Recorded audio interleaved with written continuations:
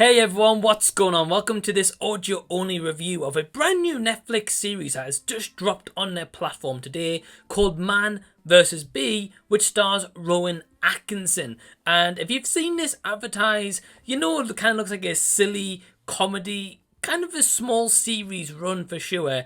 A comedic genius back on our screens, which is so awesome to see, because if you're like me, I grew up watching Mr. Bean and I still have the old VHS tapes back at my parents' house. Yeah, it's just so great to see Rowan Atkinson back on screen. So Man vs. Bee is directed by David Kerr, who I'm unfamiliar with their work, but I do know that the series was created and the writers is of course Rowan Atkinson and Will Davies. And what you need to know about Man vs. Bee is that this is a 9-episode series. All episodes are around 10 to 12 minutes each, besides the first episode, which is 19 minutes long. Overall, it's 1 hour and 48 minutes. But if you take out like the end credits, which is around 2.5 minutes each one, you're looking at maybe like an hour and a half or a little bit less than that.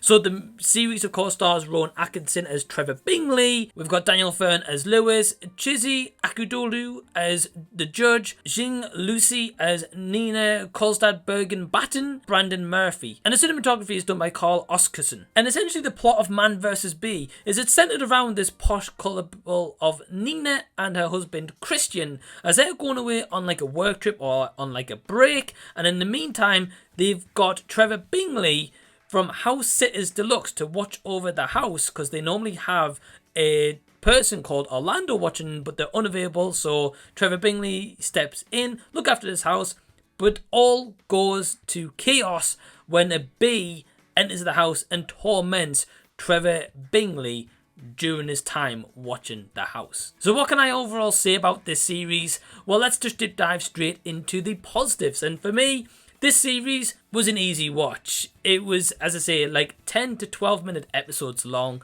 It flew by. I was invested, and kind of as each episode ended, it left you on a slight cliffhanger to lead you into the next episode.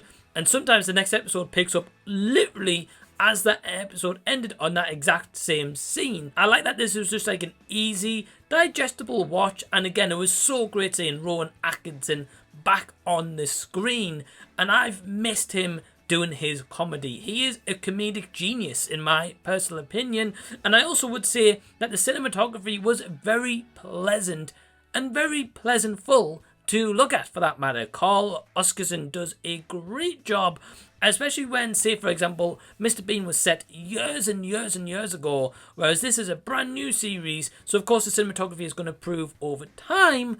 But I really liked how it was presented. Just this environment gives you a lot to play with. So for example, it's set around this posh, kind of all by itself detached home, which is beautiful and stunning, in this landscape also. And it kind of gives us as an audience room to watch the characters play out in this huge setting where they can make a lot of this one location. And what I will praise is that for 95% of this, it's all set in one location, which was fantastic. And it's also a very easy premise to follow along with. Nothing too complicated or anything like that. Just kind of comedy at its root and forefront of this. And I admire that about the series. Rowan Atkinson was fantastic.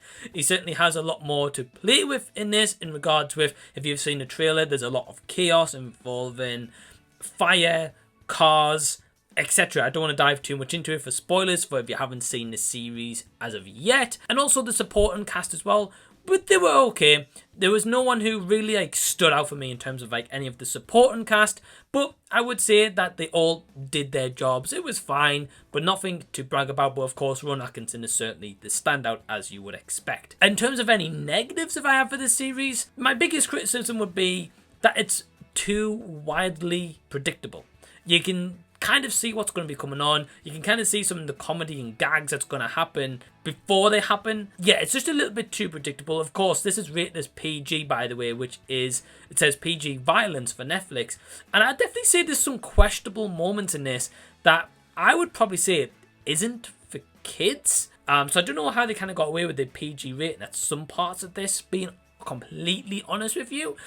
Don't get me wrong, I didn't mind it, but I can definitely see that maybe the age rating needed to be looked at. And I will say finally that some of the comedy didn't land for me. There was parts where I laughed out loud, but there was parts where I just didn't find it to be funny and kind of felt like almost as like a forced gag comedy skit they were going for. So overall, Man vs. Bee, I will say that I enjoyed the series. It was an easy watch. Again, it was about maybe an hour and a half in total of my time if you take away all the credits that I spent watching this. I'm glad I did. It was so great seeing Rowan Atkinson back on screen. So my overall score for Man vs. Bee is a 7 out of 10. So have you seen Man vs. Bee, or are you going to be checking it out? Please leave any and all comments down below. Also, if you've enjoyed this video, please give it a big thumbs up and subscribe to the channel if you already haven't. And until the next time that I see you, I'll be seeing you later.